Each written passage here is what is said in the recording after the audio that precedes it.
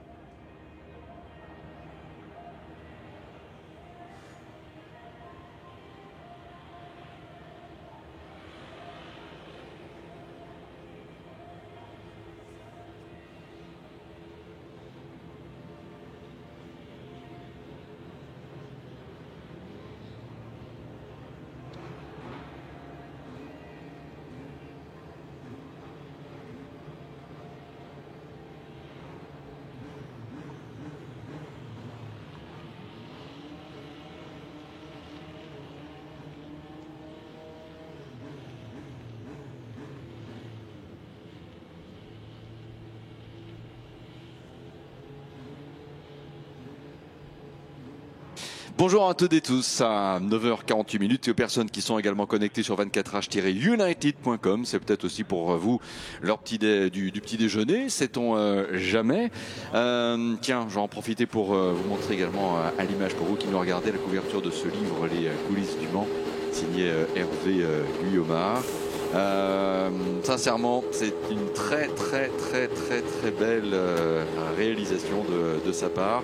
On va attendre un peu plus de temps pour le lire, mais je suis sûr qu'il va y avoir énormément d'anecdotes de sa part, avec un personnage qui en a vécu des vertes et des pas mûres, c'est-on parfois tenté de dire, mais avec tellement de sourire à chaque fois pour raconter tout ce qu'il a vécu, notre ami Hervé Guillaumard, dans l'enceinte du circuit, les anecdotes, les caprices peut-être aussi de certaines personnes, parfois les performances des uns, les déconvenues des autres, les bonnes surprises.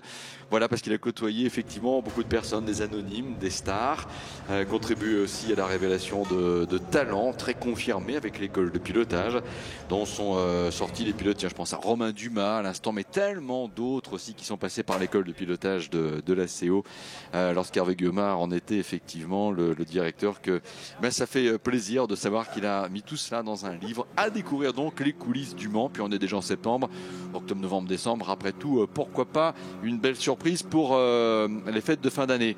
Bonjour à Patrick Pilet, qui nous entend peut-être pas en ce moment parce qu'il vient de coiffer son casque. On aurait dû lui dire bonjour quelques secondes plus tôt, car Patrick Pilet, mesdames et messieurs, va relayer, prendre la place au niveau de l'équipage de la formation e-Export numéro 17, Dwight Merriman, suite à sa sortie de piste d'hier. Donc Patrick Pilet, appelé et autorisé par le jury à prendre le volant de la voiture du team e-Export avec Kyle Tiley et Jonathan Kennard. En plus, ils peuvent se retrouver régulièrement puisque Dwight Merriman dispute le championnat IMSA que Patrick Pilet connaît bien. Donc voilà pour Patrick. Faudrait qu'on repose la question au premier intéressé, mais cela fait combien de temps qu'il n'a pas pris le volant d'une voiture prototype de ce genre? Et est-ce un premier contact avec une P2? Peut-être bien.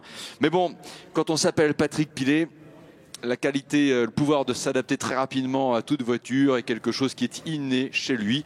Mais là, ce sera en fait une découverte du circuit du Mans avec une P2 pour une voiture qui a été accidentée hier. On peut naturellement ne faire qu'une chose, c'est confiance à toute l'équipe e-Export dans la capacité à redonner une deuxième jeunesse à une voiture quand même bien abîmé hier avec la sortie de Dwight Merriman juste après le virage du karting à l'attaque en fait de la ligne droite qui se ponctue par la chicane du raccordement. Mais je pense que Patrick Pilet va tout de suite trouver une voiture qui tient, qui est stable.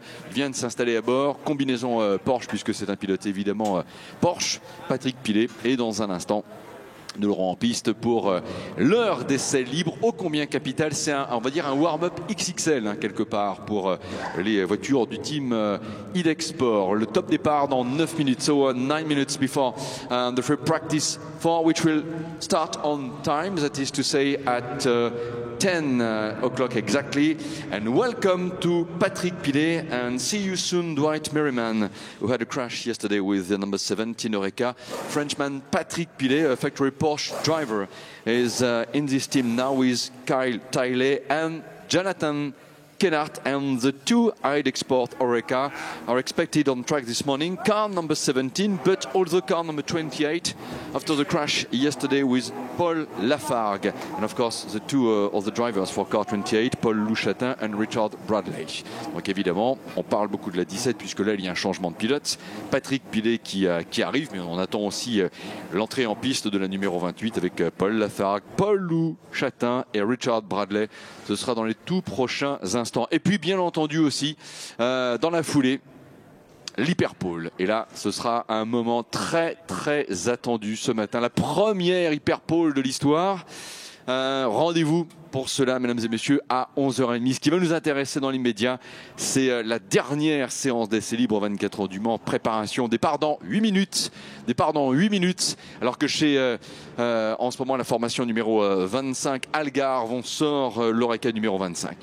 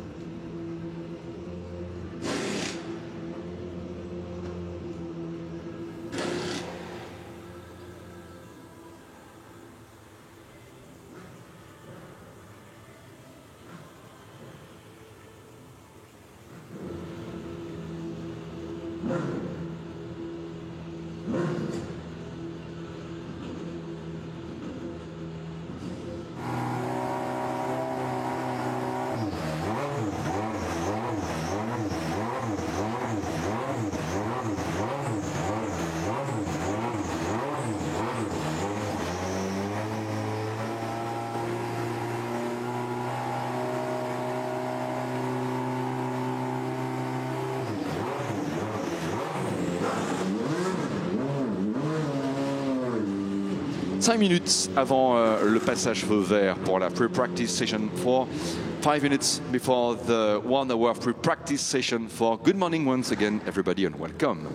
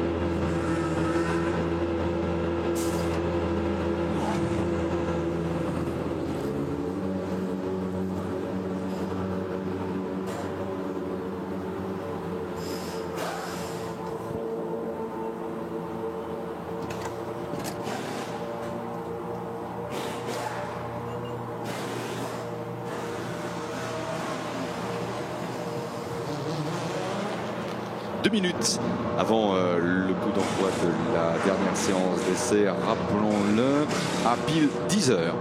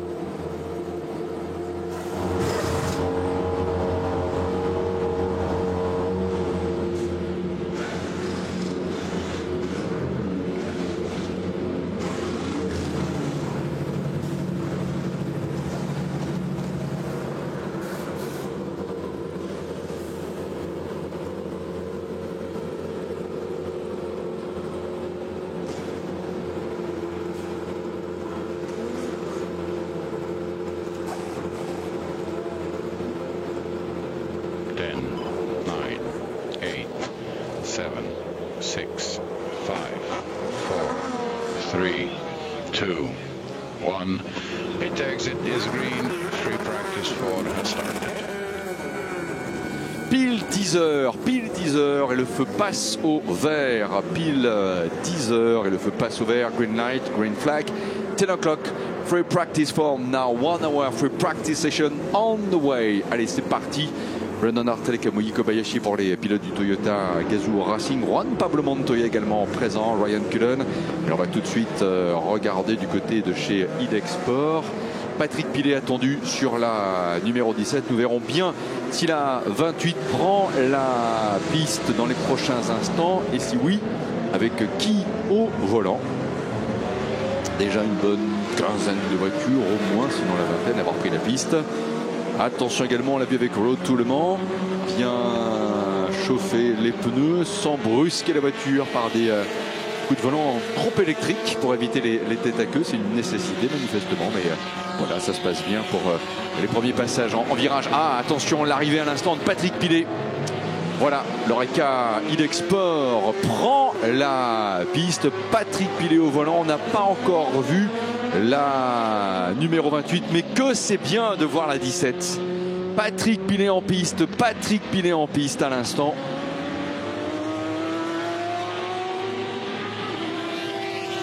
Patrick Pilet est donc à l'instant en piste. On n'a pas encore vu la numéro 28. On espère la voir dans les prochains instants.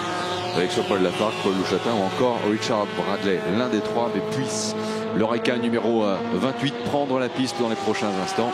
En faveur des caméras pour Patrick Pilet qui passe à l'instant le virage du tertre rouge. Allez, à l'attaque d'une Audière. C'est parti pour l'Oreca numéro 17.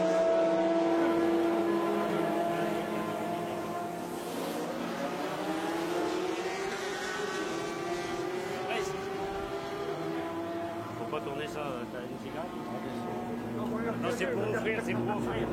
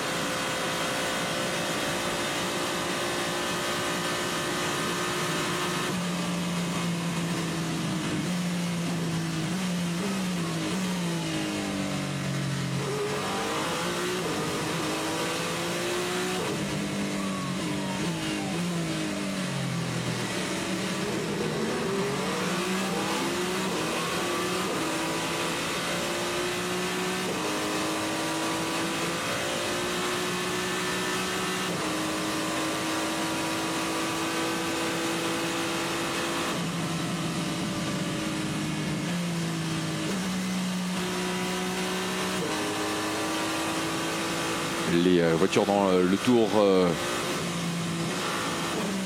d'ouverture et attention à la première chicane des Hunaudières. Oh là là, sortie de piste dans la chicane Forza Motorsport. C'est une Porsche et c'est une voiture du Dempsey Proton Racing. J'ai bien une petite idée par rapport à la couleur, mais on va rester très prudent. Là encore, le phénomène contre-jour nous met un petit peu dans le doute par rapport à la reconnaissance de couleur de voiture. Mais dans tous les cas, il y a eu un tête-à-queue, a spin at the first chicane. It is a car entered by Dempsey Proton Racing, but we've got to be careful about the race number. Ah, la 99, voilà, c'est la 99. Car 99 had a spin in gravel at the Forza Motorsport chicane.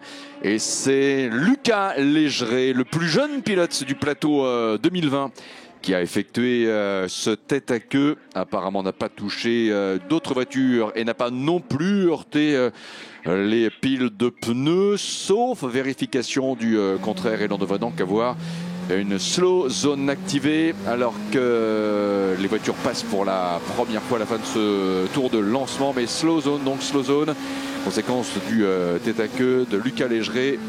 Lucas Légeret tête à queue au passage de la chicane Forza Motorsport, la première chicane des Hunaudières. L'arrêt de l'Oreca Graf Racing numéro 39.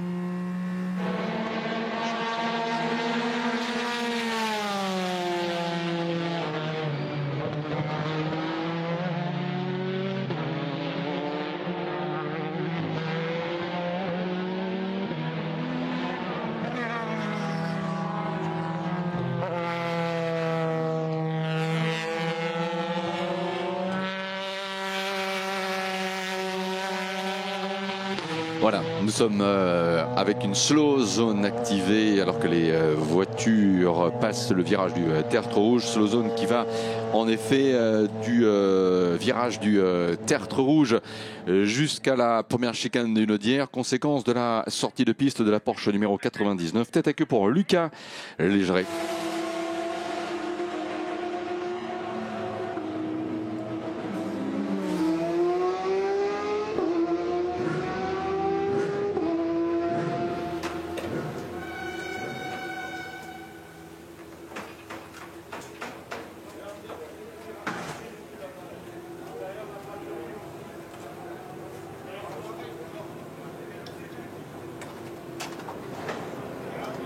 Nous n'avions pas encore eu de chrono à vous communiquer puisque les voitures étaient en train de terminer le tour d'installation lorsqu'il y a eu ce tête à queue de Lucas Légeret au passage de la première chicane des Audières, ce qui a eu ensuite pour conséquence en effet d'activer la slow zone alors que les voitures passent le virage du tertre rouge. C'est lorsqu'elles arrivent au niveau du tertre rouge et jusqu'à la première chicane qu'il y a en effet une limitation de vitesse à 80 km/h.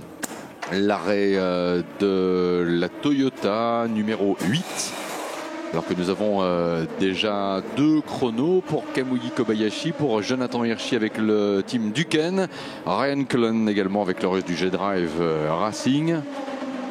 Patrick Pilet qui a également ramené l'Oreca numéro 17 à son stand alors que l'on n'a pas vu la numéro 28. C'est l'Alpine numéro 36 est également roulante en ce moment.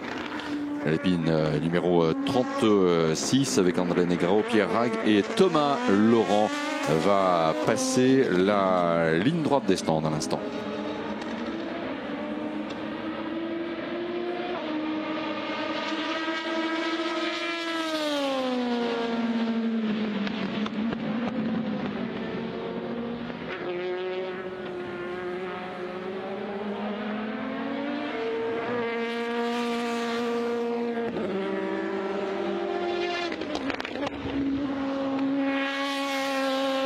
Et après cette séance d'essai libre qui s'achèvera dans 51 minutes et 10 secondes, nous nous retrouverons pour l'Hyperpole et à la fin de l'Hyperpole, alors que, bonne nouvelle, après le tour de vérification de l'Oreca numéro 17, la 28 est sortie de son stand. Bonne nouvelle, la 28 sortie de son stand. Reste à savoir qui sera au volant, peut-être Richard Bradley.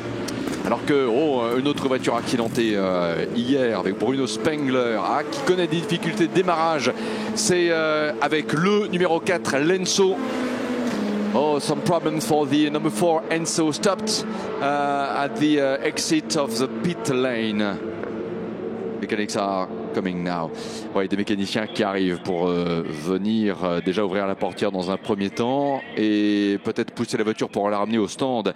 Lenso numéro 4 qui hier avait été aussi victime d'une sortie de piste au virage du tertre rouge piloté par Bruno Spengler qui avait notamment heurté quelques marqueurs de virage, et c'est le heurt aussi qui avait eu pour conséquence d'endommager la voiture à l'avant, plus d'un choc le long du rail à l'extérieur gauche de ce virage. Pendant ce temps, on a terminé l'intervention autour de la Porsche numéro 99 de Lucas Légeret, et c'est bien Richard Bradley qui prend la piste avec l'Oreca e-Export numéro 28. Donc ça, c'est important, les deux voitures du team e-Export réparées, et la numéro 17 et la numéro 28.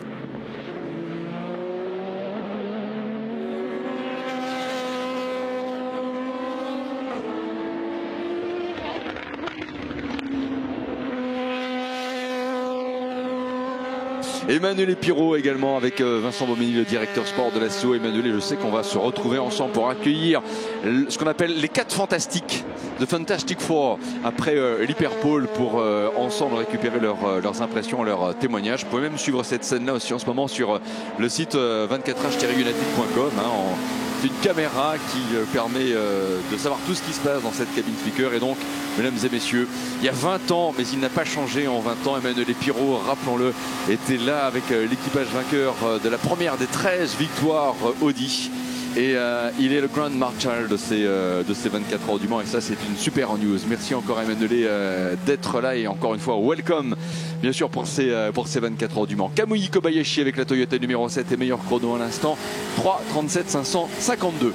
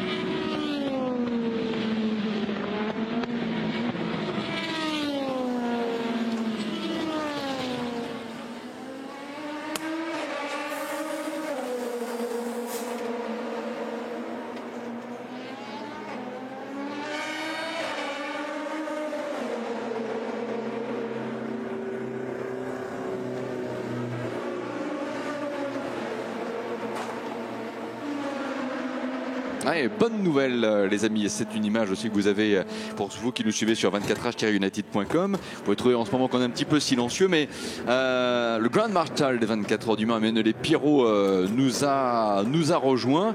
Et c'est ensemble que l'on va aussi commenter l'Hyperpole. Et ensuite on se retrouvera sur la piste avec la caméra pour aller interviewer les pilotes qui se sont illustrés dans le cadre de cette Hyperpole, avec donc le premier Hyperpoleman du GTE AM, du P2, du GTE Pro et naturellement le pilote de la pole, quel qu'il soit, puisqu'elle ne devrait pas échapper à une voiture de la catégorie LMP1. Et nous vivrons tout cela avec l'excellentissime Emmanuel Pirot. Ça nous rappelle les cérémonies de podium d'il y a quelques années, tout ça. Donc c'est parfait.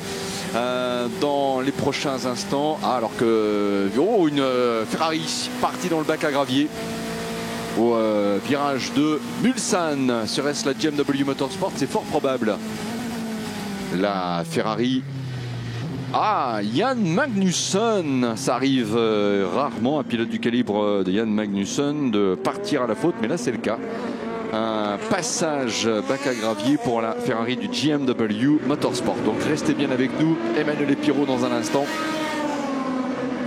pour suivre ainsi la séance Hyperpole. Après évidemment cette séance d'essai libre.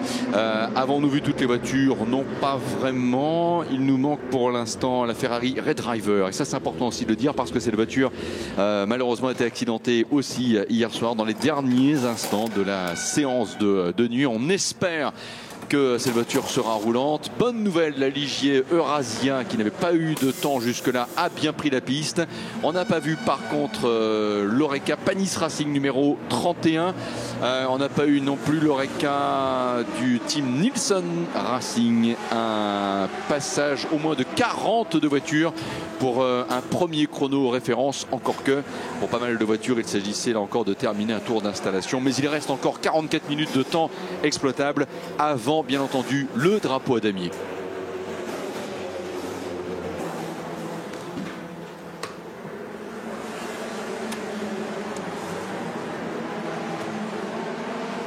Et alors que l'on est en train d'évacuer en ce moment la voiture partie dans le bac à gravier à Mulsanne, la Ferrari avec le GMW Motorsport et Jan Magnussen. Le passage de Renger van der Zande amène en ce moment un constat. Nous avons 5 LMP2 pour les voitures, donc les 5 plus vite, avec Will Owen pour United Autosport et l'Oreca numéro 32 second. Roman Rusinov pour G-Drive Racing. Ah, le team Dragon Speed est très en forme ce matin avec Juan Pablo Montoya qui est en ce moment en deuxième position avec l'Oreca Dragon Speed numéro 21. Renger van der Zande et Roman Rusinov, met tout le monde d'accord. Le pilote de l'écurie G-Drive qui a réalisé un chrono qui, pour l'instant, lui permet d'être 226 millièmes plus vite que Renger van der Zande.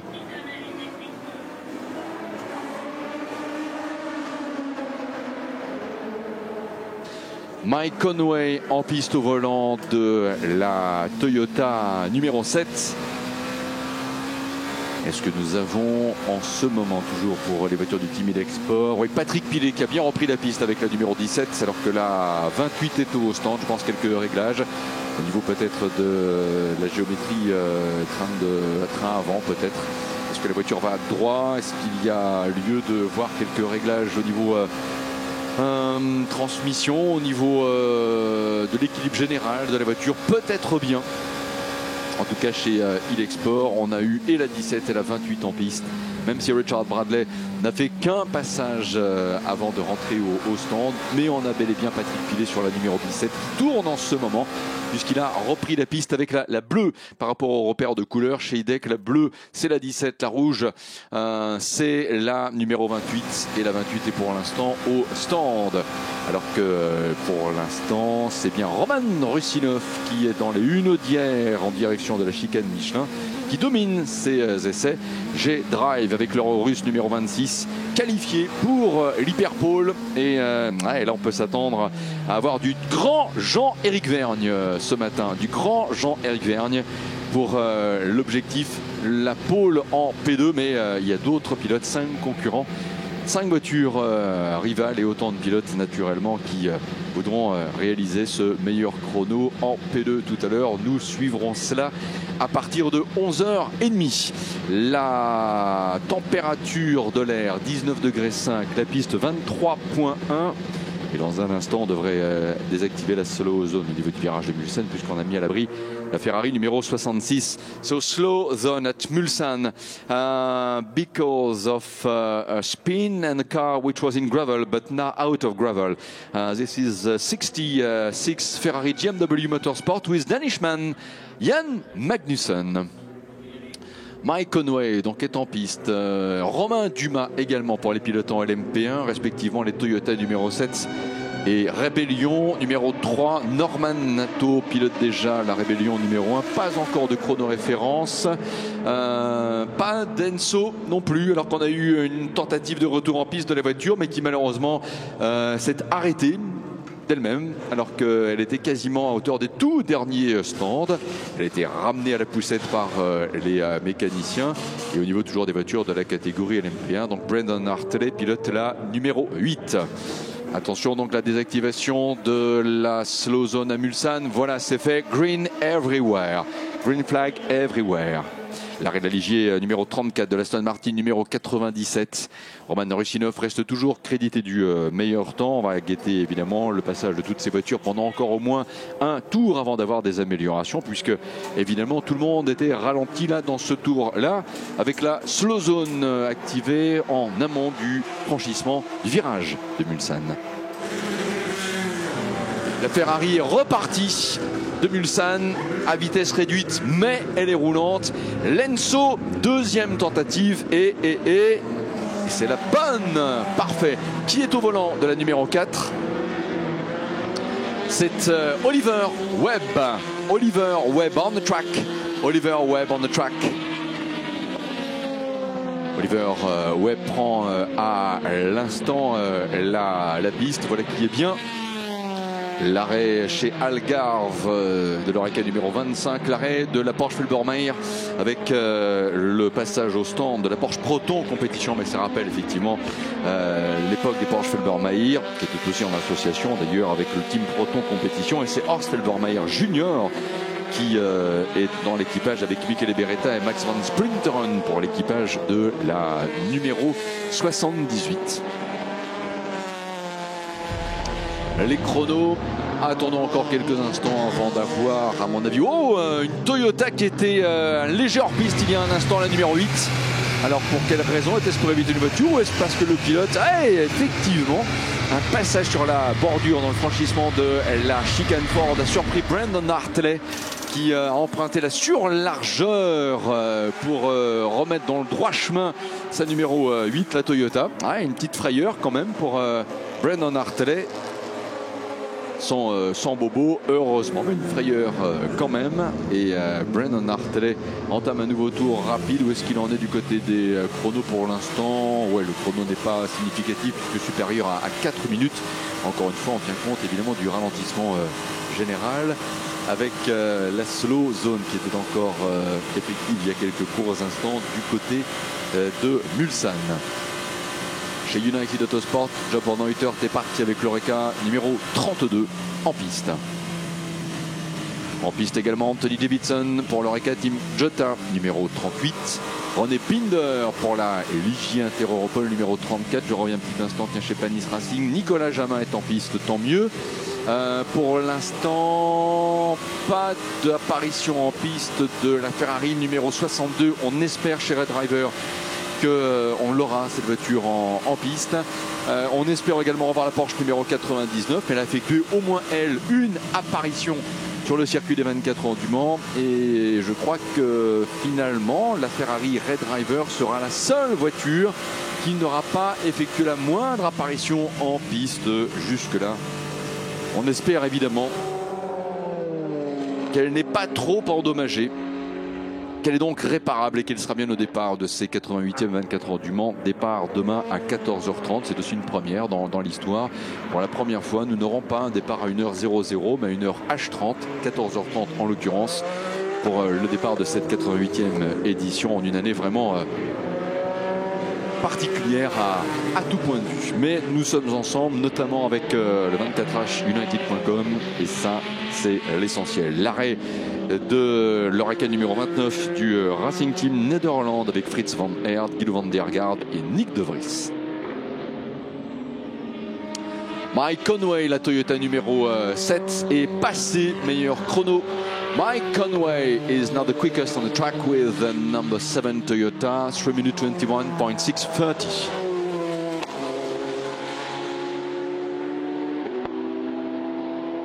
We have a bollard on the race line at the exit of T20. Oh, un plot de virage à Mulsanne défait. Avec les pilotes qui l'évitent droite-gauche. Voilà. Attention, un incident.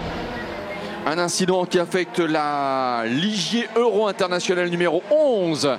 La Ligier Euro International numéro 11. Christophe Dansenbourg, pilote annoncé au volant de la numéro 11.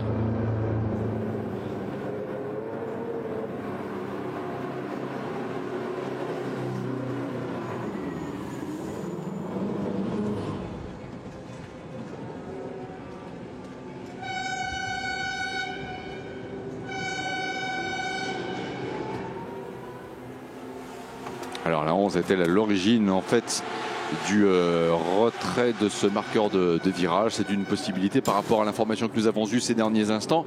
On va guetter peut-être les autres infos pour savoir ce qu'il en est précisément. Voilà. En fait, non. C'est pas du tout à Mulsanne que la 11 s'est sortie de la piste. Si on a bien eu le temps de voir, sommes-nous ici au niveau du... Je crois qu'on était dans le virage du tertre rouge. Je ne vais pas dire de bêtises. On va le vérifier dans les prochains instants pour d'abord confirmer que nous sommes en full course yellow. Full course yellow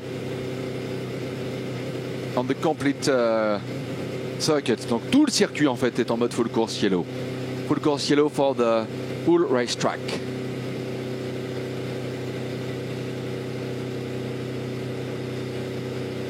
Et l'on va guetter les infos de la direction de course et peut-être aussi en réalisation repasser les images de la numéro 11 puisque elle n'est pas la voiture qui a shooté ce marqueur de virage à Mulsanne. Elle s'est en fait abîmée d'elle-même avec Christophe Dansenbourg au volant. Je pense que nous étions dans la zone d'approche du virage du Tertre Rouge, mais sous réserve par rapport à la reconnaissance du, on va dire, du décor lorsque nous avons une rediffusion de la séquence ces dernières minutes. Mais pilote indemne, c'est l'essentiel. Une voiture qui n'est pas restée mobilisée sur place, qui était toujours roulante et tant mieux. Qu'en est-il des voitures du team IDEC? Nous les avons en piste toutes les deux. En tout cas, la numéro 17 pour sûr. La 28, je suis peut-être allé un petit peu trop vite par rapport à cela. Qu'en est-il? Est-ce que nous l'avons eu en piste? Oui, en fait, Richard Bradley venait bel et bien de repartir avec la numéro 28. Mais là, on va devoir, comme tout le monde, respecter la vitesse de 80 km/h. Et donc, dans l'absolu, nous avons avec le team Red Driver Sport la Ferrari numéro 62 qui est restée inerte à son stand. Et l'on espère également revoir la Porsche DMC Proton Racing numéro 99 d'ici à la fin de cette séance d'essai. Une séance d'essai qui arrivera à terme dans 32 minutes alors que l'on va lever la procédure full course yellow à 10h28. 45 seconds before the end of the full course yellow procedure. Voilà, donc confirmation, c'était bien le virage du Tertre Rouge qu'il y a eu ce hors-piste de la Ligier numéro 11. C'était bien nos virages du Tertre Rouge que la voiture a quand même frôlé les rails. La plus et que frôler les rails, elle est carrément allée en appui dessus. Ils ont effectivement quelque part tenu leur rôle, à savoir permettre à une voiture de repartir dans le droit chemin. Ces rails de sécurité, ces glissières, elle a bien glissé le long de ces mêmes rails au niveau du virage du Tertre Rouge. Attention, 10h28, top à l'instant, ça repart. Et le feu qui repasse au vert, pour la poursuite de ces essais. L'arrêt de la Ferrari Racing numéro 70. L'Orus numéro 26 passe également devant nous. C'est Mikkel Jensen qui est désormais au volant.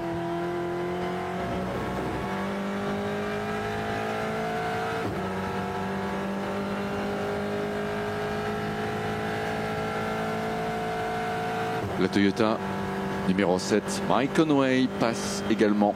C'est la Toyota numéro 7 qui est en ce moment la voiture la plus rapide. Mike Conway en 3:21 630.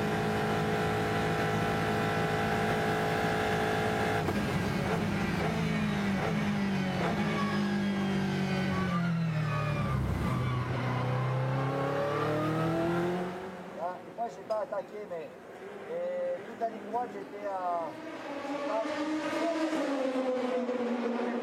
On essaie de voir notamment sur le compte Facebook du Red Driver Racing. On espère avoir quelques nouvelles avec la Ferrari du team qui a été lui-même structuré par Johnny Mullen. Ça nous manque en fait de ne pas l'avoir cette voiture. Ce serait dommage malheureusement que elle ait été trop abîmée hier et qu'elle ne soit pas réparable comme l'ont été les deux voitures du team IDEC-Sport.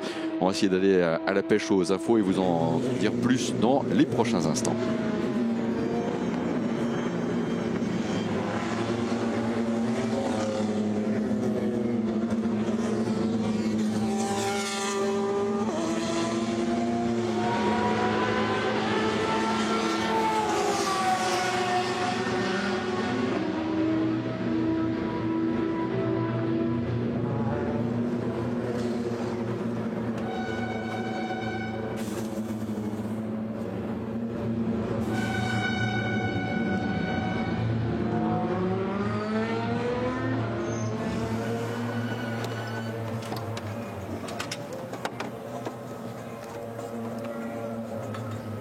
de news dans l'immédiat pour l'équipage de la Ferrari numéro 62, mais on va rester attentif. Mike Conway, donc pilote la Toyota, numéro 7, la voiture la plus rapide de ses essais. Henrik Edman a pris le volant de l'Oreca Dragon Speed numéro 27. Juan Pablo Montoya est revenu au stand alors qu'il était avec l'Oreca Dragon Speed, la voiture sœur numéro 21, Dragon Speed USA.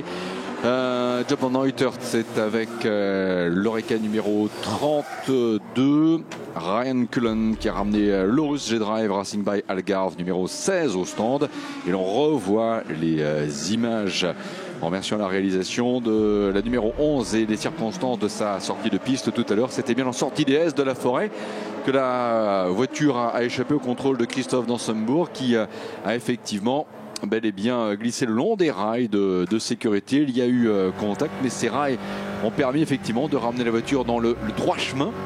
Et Christophe Dansembourg l'a ramené au stand. Alors que le chrono était encourageant, ils étaient en 3:34,956.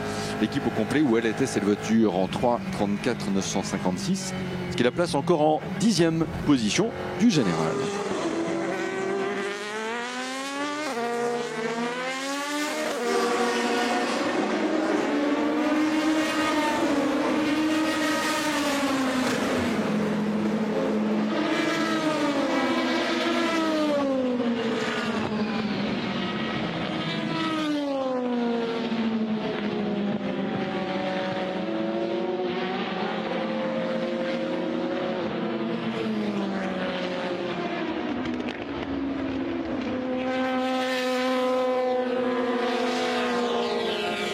« 27 minutes 40 secondes avant la fin de cette séance d'essai et le retour en piste d'Oliver Webb, donc confirmé avec l'Enso numéro 4. Jan Magnussen va-t-il repasser avec la Ferrari numéro 66 ? Faut l'espérer, ce serait effectivement bien. Mark Patterson est en piste avec l'Oreca du High Class Racing numéro 33. Maurice Chen l'est avec la Ferrari du Hub Auto Racing. Une apparition en piste aussi pour Maurice Chen, une voiture pour l'instant 43e. Michele Beretta pilote la Porsche Proto Compétition numéro 78. Manuela Gosner est avec la Ferrari numéro 85. C'est l'un des deux équipages féminins au départ de ces 24 heures du Mans. L'équipage en GTEAM. Alors que nous avons l'Oreca numéro 50 qui est la voiture du Richard Mille Racing Team avec Betske Visser qui prend le volant d'une voiture pour l'instant pointée en 13e position. 3 minutes 35 secondes et 995 millième. Voilà, attention chez Dempsey. Proton Racing, on a eu une voiture avec une trajectoire un petit peu floue. C'est la Porsche numéro 77, heureusement, revenue aussi dans le droit chemin. Et tant mieux, une Porsche.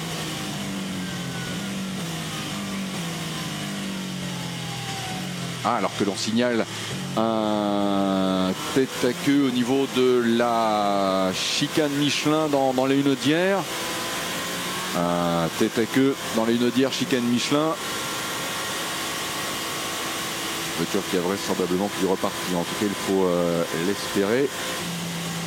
Et si l'on revient donc un petit instant sur les chronos pour l'Oreca numéro 50, confirmé qu'avec Betske Visser, nous avons bien le numéro 50 en 13e position. Bruno Senna avec ce serait, pour revenir à la chicane Michelin, c'est pas ce serait, c'est une confirmation. C'est l'Oreca du Racing Team Nederland numéro 29 qui est parti en tête à queue. Voiture pilotée en ce moment par Fritz van Aert. Fritz van Aert had a spin at the Michelin chicane, but rejoined, good thing. Et on avait commencé également à revenir sur le cas de la Porsche numéro 77. C'est Matt Campbell, en fait, qui quelques instants plus tôt avait également pointé la surlargeur en sortie de chicane Dunlop. Bruno Senna, deuxième à l'instant. Bruno Senna avec la Rébellion numéro 2, deuxième, 3, 24, 106. 3 minutes 24 secondes et 106 millième. Nick Tandy pilote l'Orus G-Drive Racing by Algarve numéro 16, 10e position, 3, 37, 0, 17. Emmanuel Collard est au volant de la Ferrari numéro 83. Rappelons que l'équipage de cette Ferrari arrive au 24 Heures du Mans en tête du classement GTE-AM dans le championnat du monde d'endurance, le FIA WEC.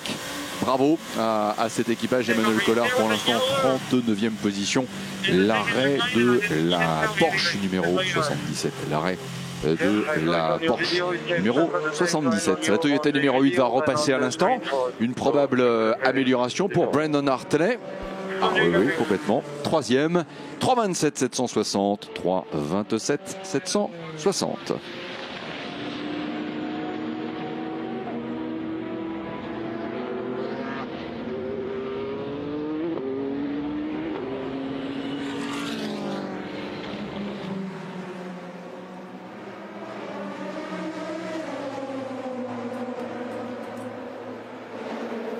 Nous avons 23 minutes 50 avant la présentation du drapeau damier, l'arrêt de la Ferrari numéro 51, l'arrêt également de l'Oreca Cool Racing numéro 42. On y va tout de suite pour notre top speed avec Motul, autrement dit un clin d'œil aux voitures les plus rapides. Allez, attention, ça va commencer dans une poignée de secondes, ça commence maintenant. Bienvenue à toutes et tous, et avec Motul on regarde qui est le plus rapide. On va commencer par la catégorie des LMP1. Une rébellion à 200, à 300, à 339 km/h. Bruno Senna sur la numéro 1 en LMP2. Finalement Adrien Tambay est allé à 331 km/h. Bravo pour la Ligier. Gianmaria Bruni en GTE Pro à 298 km/h en GTE Pro avec la Porsche, et on a également Edilio Perfetti qui avec la Porsche qui mange des bonbons en Mentos et qui a réalisé une excellente performance en vitesse de pointe, 295 km/h. Bon, effectivement, cet homme d'affaires, cet industriel qui nous régale effectivement avec les bonbons Mentos, puisque c'est la marque qu'il dirige justement, Egidio Perfetti et toute l'équipe Project One. Les vainqueurs sortant, rappelons-le, en GTE-AM au 24 Heures du Mans après la disqualification de la Ford GT l'année dernière dans cette catégorie. Mais ça, c'est une autre histoire. L'on retrouve Mike Conway, Bruno Senna, Brandon Hartley, 1, 2 et 3. 1, 2 et 3 en ce moment dans le classement de cette séance d'essais libres. Les P2, c'est Mikkel Jensen qui pilote le Loris G-Drive numéro 26, meilleur temps de cette catégorie. Henrik Henman est avec Dragon Speed et l'Oreca numéro 27, 5e et 2e des LMP2. L'arrêt de Philippe Albuquerque à l'instant et l'Oreca du team United Autosport.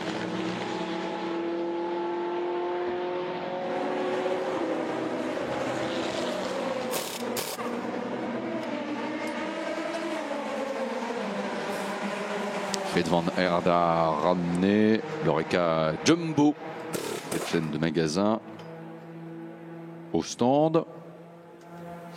Alex Brundle a pris la piste avec l'Oreca United Autosport numéro 32. Du côté des GTE Pro dont on n'a pas beaucoup parlé, au niveau des performances chrono, Sam Bird qui a ramené au stand la Ferrari numéro 71 de l'équipe AF-Corse et le pilote détenteur du meilleur chrono à l'heure actuelle en 3 minutes 52 secondes, 780 millième. Alors que la Porsche numéro 92 est deuxième, Mikael Christensen qui en a repris le volant, les Aston Martin 97 et 95 suivent. 3 et 4e, la Ferrari Iron Lance numéro 75.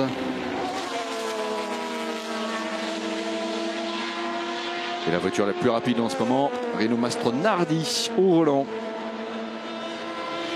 Alors que l'on a l'Harrington Ford et la Porsche Project One numéro 56 en deuxième position. Cette Porsche justement pilotée par Egidio Perfetti avec également Matteo Cairoli.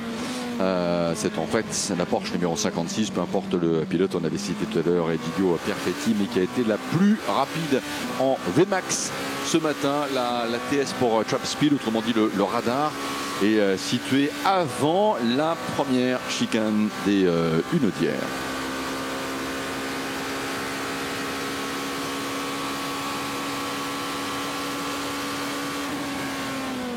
sommes dans les 20 dernières minutes de la séance. Deux voitures rentrent au stand. L'arrêt de Vincent Capillaire avec l'Oreca du team SO 24 As by Graf. Mike Conway s'arrête et Oliver Webb aussi.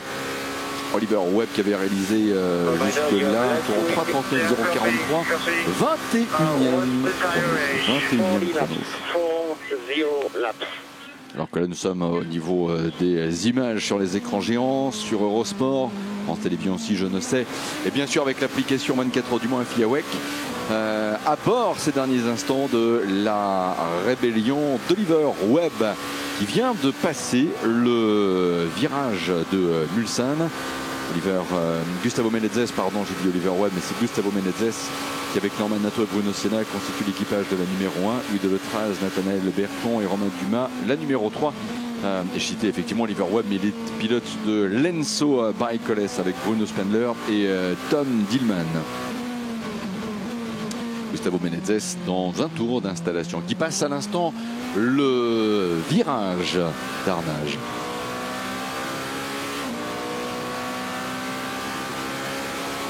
Ah, attention, un passage tout droit dans la chicane de l'Oreca High Class Racing de Kenta, Yamashita de Mark Patterson et d'Anders Fjordbach.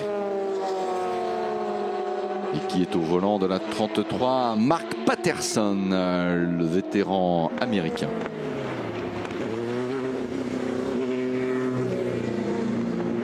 Également sur les chronos des voitures du Team Ilexport, malheureusement on n'a pas de tour chronométré pour la numéro 28 alors que la numéro 17 avec Patrick Pilet pas mal du tout, hein, 12e LMP2, 12e voiture dans le classement des LMP2.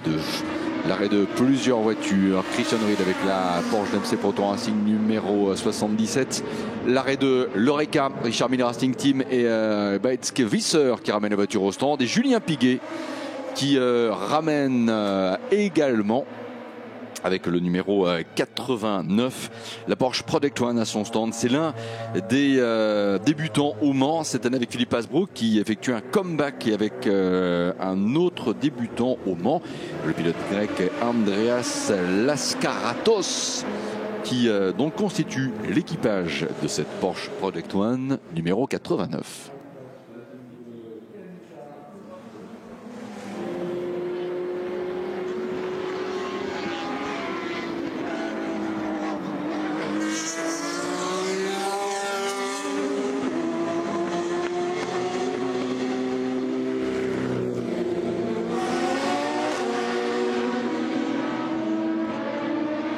Retour au stand avec les couleurs de Goodyear et au passage on devrait récupérer Renault avec l'histoire, le dirigeable Goodyear qui devrait aussi faire son apparition dans le courant de la journée. L'arrêt à l'instant de l'Oreca Gibson du team Jota avec Anthony Davidson, Antonio Félix d'Acosta et Roberto Gonzalez. Qui l'a ramené cette voiture au stand, c'est Roberto Gonzalez à l'instant alors qu'elle est au niveau du classement en excellente 12e position. Paul Louchatin, bonne nouvelle avec l'Oreca Ilexport, prend la piste. Numéro 28, pas encore de chrono à vous communiquer.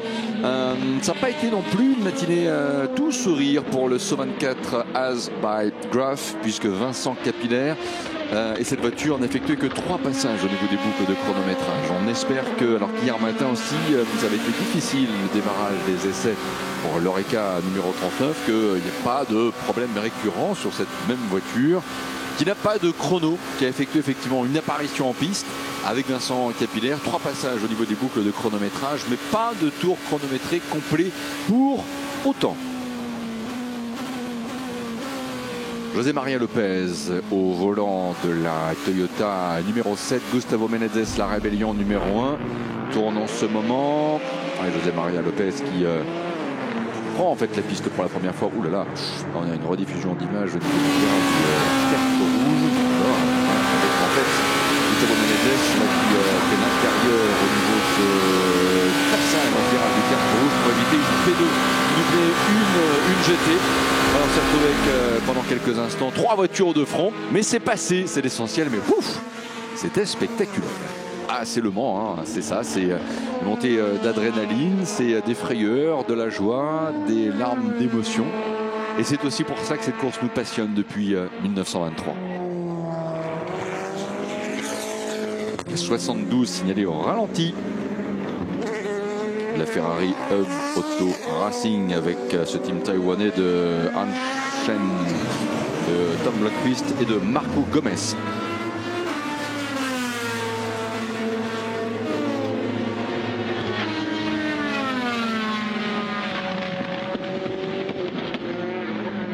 Maurice Chen, Tom Blomqvist et Marco Gomez pour l'équipage.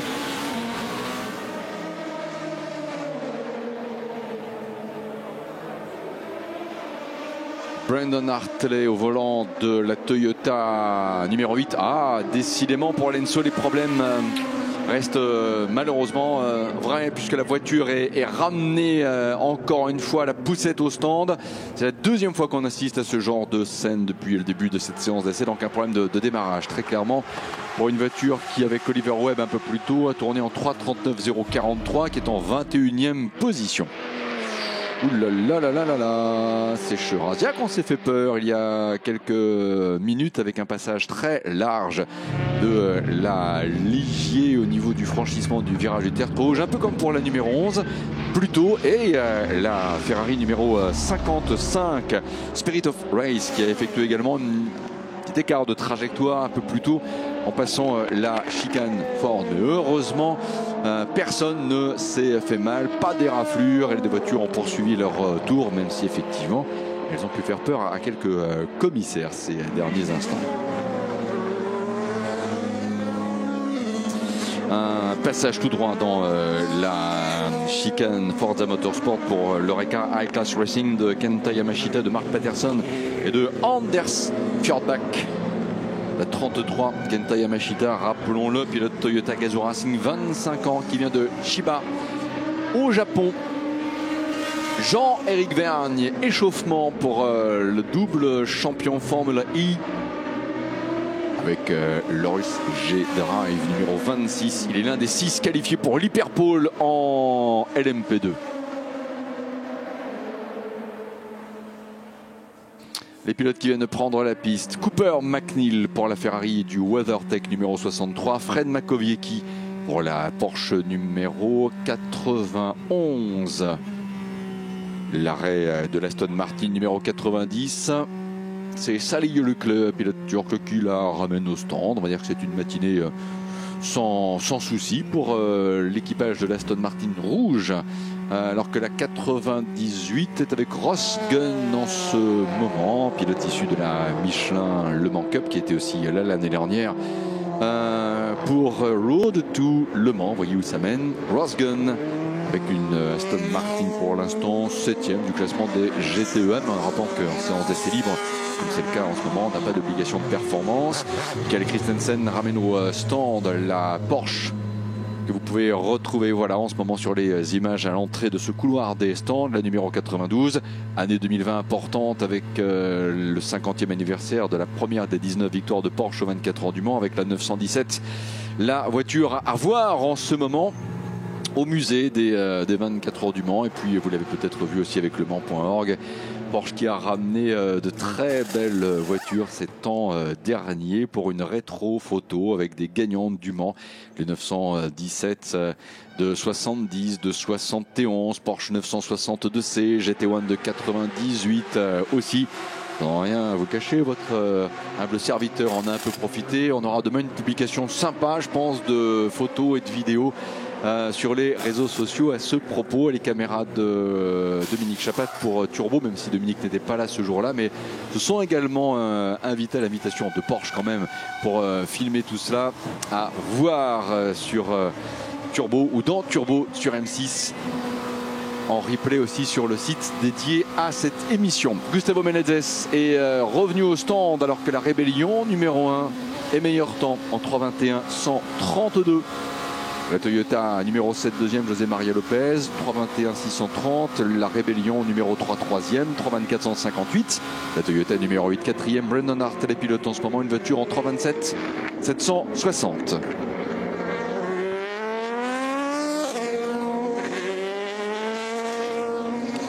Les 10 dernières minutes entamées maintenant, les 10 dernières minutes entamées.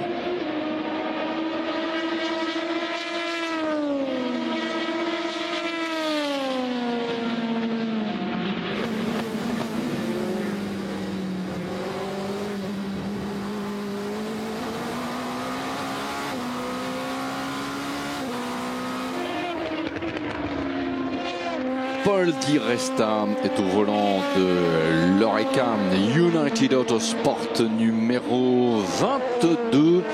Une voiture qui est en tête en ce moment de la catégorie P2. Paul Di Resta avec une très belle carrière que l'on a vu en F1 en DTM. Qui est en plus de cela un excellent journaliste aussi que l'on retrouve régulièrement sur les grilles de départ en F1 et qui reste un excellent pilote. Est imposé en Asian Le Mans Series, qui connaît une belle carrière sur 24 heures du Mans. Respect pour ce qu'il fait vraiment. L'arrêt de Julien Canal avec l'Oreca Panis Racing qui roule Goodyear. 5 voitures roulent Goodyear, rappelons-le. La première Goodyear en ce moment est 6e des LMP2 puisque Goodyear est présent en LMP2. Un partenariat qui va d'ailleurs s'accroître aussi l'année prochaine au niveau des courses du championnat du monde d'endurance et donc les 24 heures du Mans. La première Goodyear, Oliver Jarvis avec les couleurs G-Drive Racing, pour l'instant 6e LMP2. Oliver Jarvis en titre puisque c'est effectivement lui qui a repris là ces derniers instants la piste au volant donc de cette Horus numéro 16. Passage en LMP1 de Brandon Hartley qui réalise le 3e temps du général 3:23.350.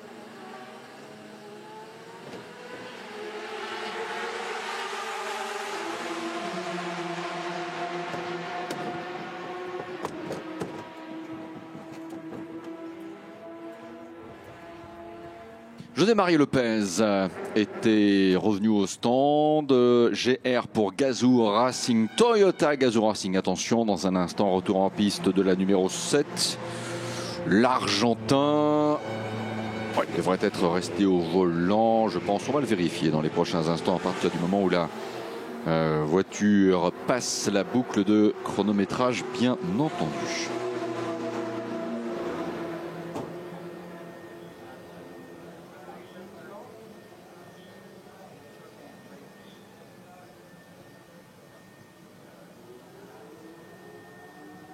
Julien Canal à l'image. Julien Canal à l'image. Ces derniers instants, après avoir évidemment quitté le cockpit de la Ligier Panis Racing de la l'Oreca, pardon. Mais c'est vrai que les premières années, l'équipe d'Olivier Panis était en Ligier avec l'Oreca maintenant qui est la voiture d'Olivier Panis qui en cette année 2020 a bien quelque part fait un anniversaire. Olivier n'en voudra pas de le dire, mais 40 ans de présence en compétition quand même pour ce grand pilote français qui est aussi un excellent chef d'entreprise, qui est aussi un père de famille bien entendu. Et qui nous honore également de sa présence. On saluera Muriel Belgi qui s'occupe aussi remarquablement de la com de l'écurie Panis Racing. L'Oreca qui roule en Goodyear, qui est aussi un team parmi les teams de pointe dans l'European Le Mans Series, est donc revenu à son stand ces derniers instants. Et Mathieu Vaxivière s'est installé au volant, laissé libre quelques instants plus tôt par Julien Canal, une voiture 14e des LMP2, 6 minutes avant le drapeau damier.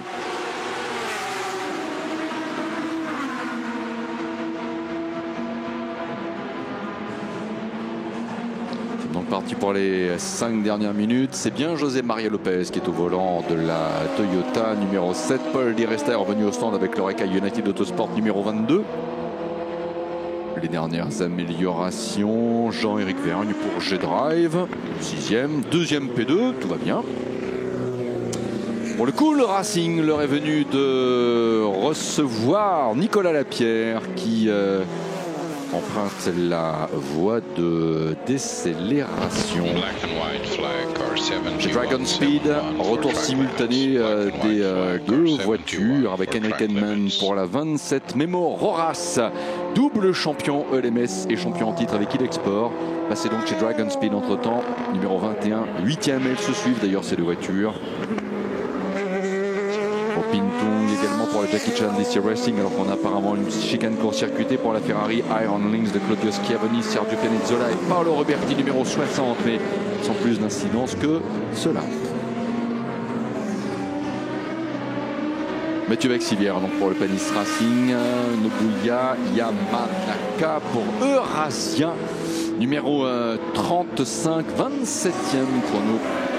Quelques améliorations, et Giorgio Serna Giotto notamment, avec un brillant 10e chrono LMP2, 14e du général. C'est l'unique Dallara que nous avons à LMP2, c'est bien de l'avoir avec le Cetilar Racing.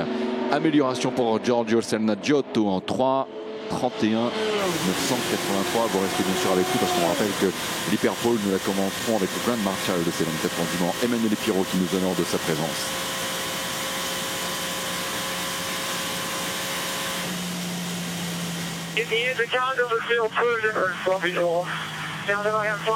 « 3 minutes 55 secondes avant la fin de la séance d'essai. »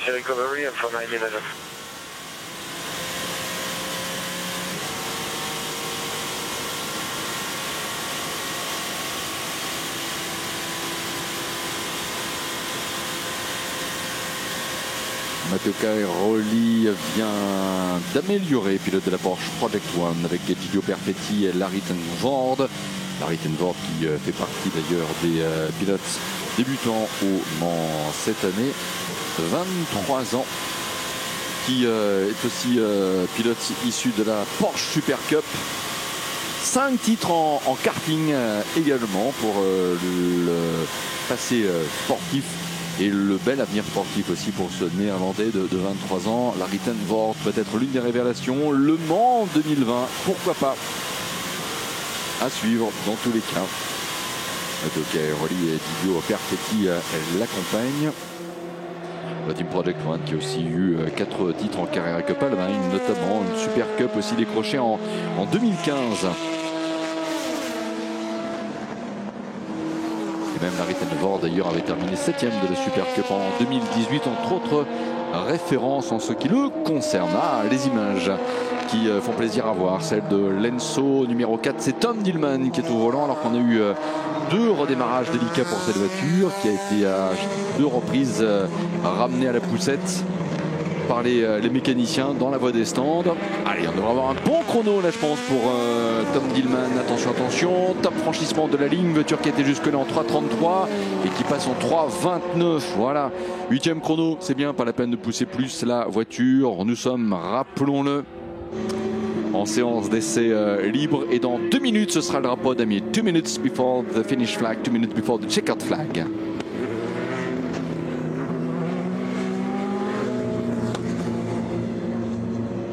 La Ferrari Red Driver, malheureusement, n'a pas pris la piste.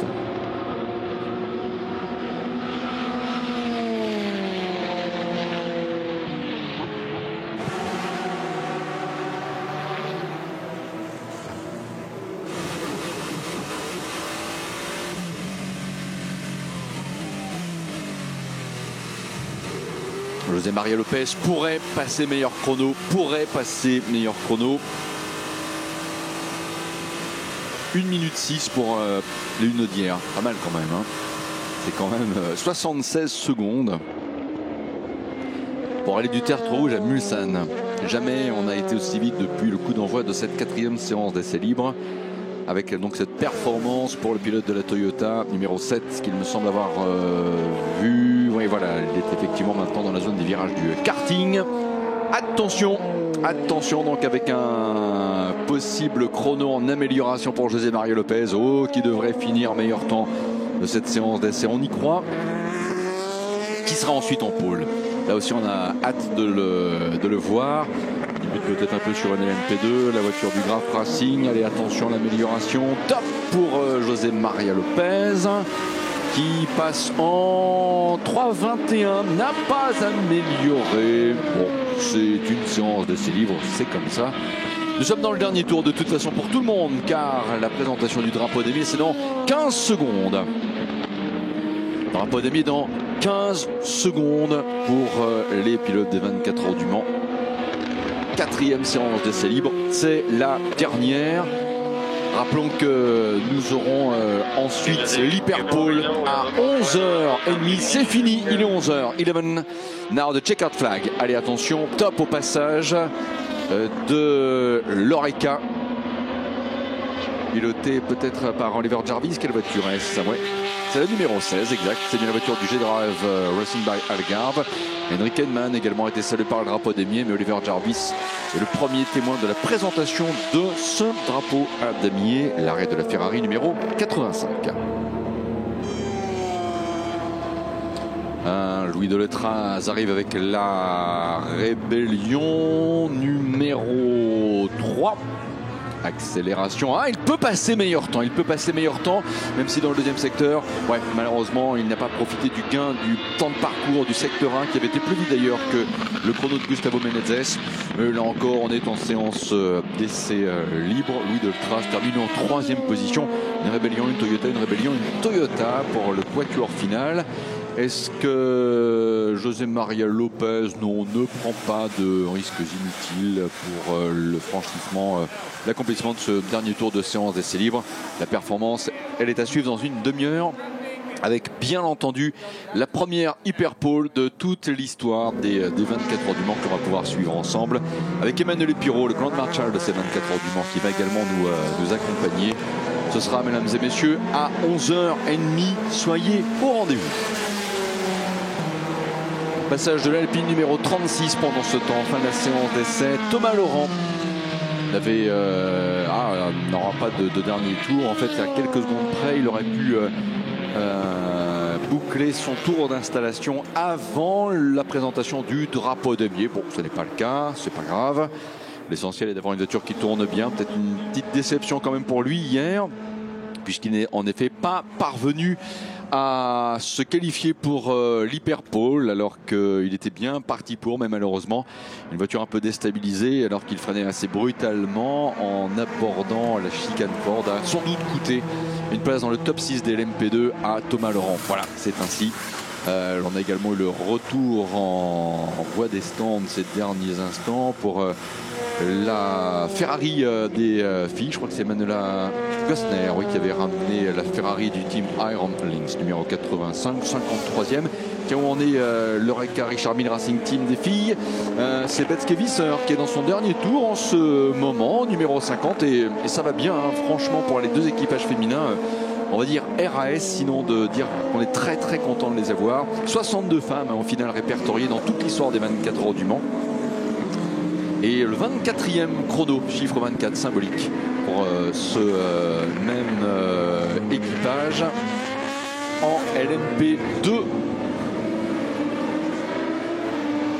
25e maintenant en raison de l'amélioration de Vincent Capillaire, qui nous fait aussi plaisir parce que on avait eu des passages en demi-teinte là, pour la voiture du team So 24, Sarthe Objectif 24 as by Graph, mais heureusement, si problème technique il y avait, il a été résolu. Et Vincent Capillaire a réussi à tourner honorablement, décrochant le 18e chrono des LMP2, le 23e du général, avec l'Oreca numéro 39.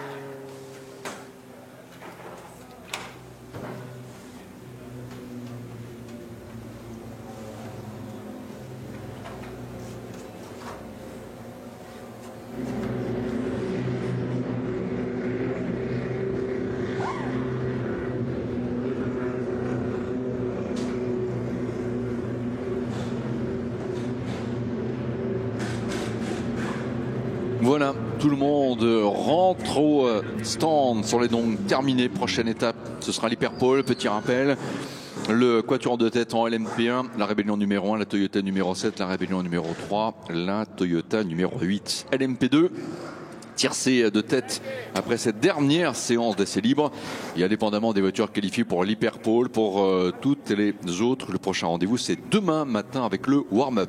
Tiercé de tête LMP2 pour cette séance d'essai libre. L'Oreca United numéro 22 en 3 2785, l'Orus G-Drive numéro 26, l'Oreca Jota numéro 38, première voiture en Goodyear. Lenzo Baïkoles a terminé en 8e position. Tom Dillman a tourné en 3:29,921. 9e retour en LMP2 avec les 9 et 10e places d'ailleurs pour les Oreca Dragon Speed UAC, la 27 devant la 21. 11e l'Oreca Cool Racing numéro 42.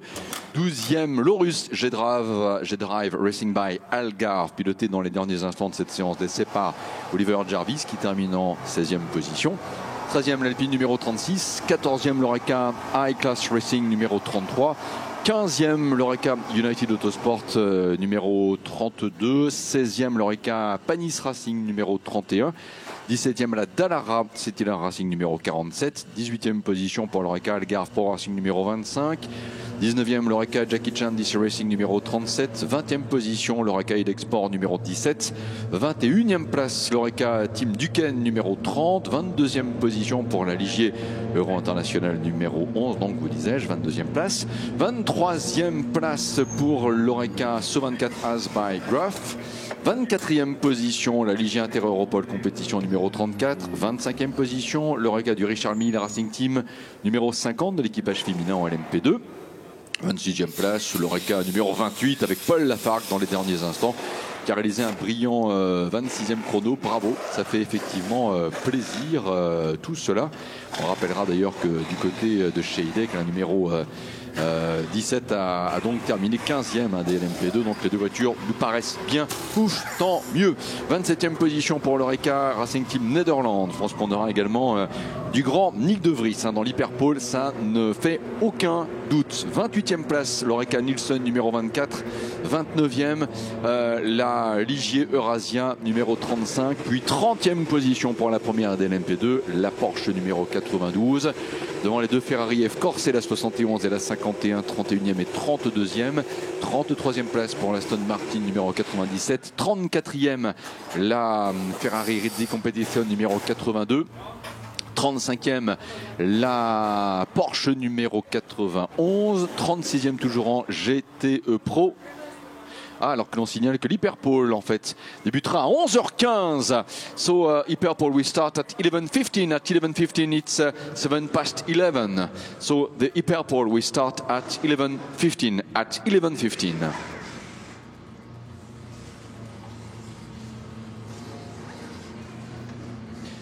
En GTE-A Team Project One avec la Porsche numéro 56, meilleur temps devant la Ferrari Ludwig Racing numéro 61. Si la Ferrari WeatherTech a terminé en GTE Pro à la 39e place du général, le tiercé de tête en GTE-M pour cette séance complétée avec le 40e chrono et donc le 3e temps GTE-M pour l'Aston Martin numéro 90. Suivent les Ferrari F Corse numéro 83, Aston Martin numéro 98, 42e, la Ferrari Iron Lynx numéro 75, la Porsche Project One 57, 45e position pour la Ferrari numéro 54 que pilote notamment Giancarlo Fisichella, 46e la Ferrari Spirit of Race, 47e la Porsche Proton Competition, 48e la Ferrari GMW, 49e la Ferrari Iron Lynx, 50e place la Porsche Dempsey, 51e position pour la Porsche Project One numéro 89, les Porsche Gulf Racing, Ferrari MR Racing, Ferrari Iron Lynx, la 85 de l'équipage féminin, mais aussi Ferrari AF Corse 52, Porsche Dempsey Proton Racing 88, Ferrari Hub Auto Racing numéro 72 complète le tableau. Voilà pour les dernières infos. Attention, l'Hyperpole, voilà, rectificatif, c'est bien ce qui nous semblait. Elle démarre cette séance Hyperpole à 11h30. So, according, of course, to the original time schedule, the Hyperpole session will start at 11:30. At 11:30, forget what has been said a few minutes just before. The Hyperpole session will start at 11:30.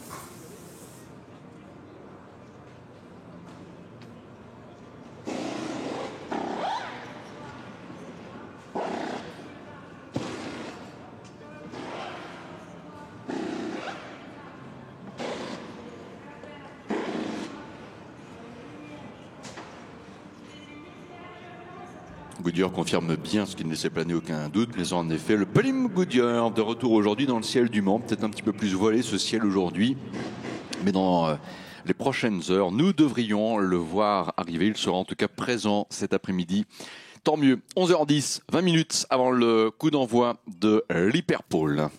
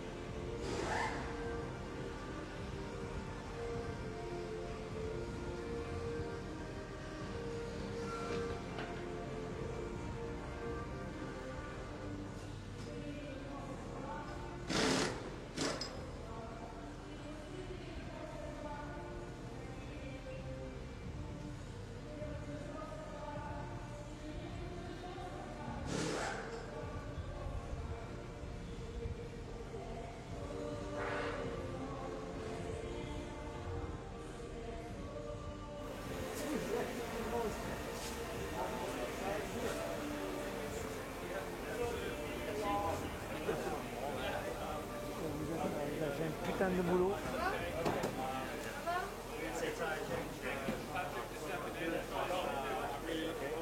Ça,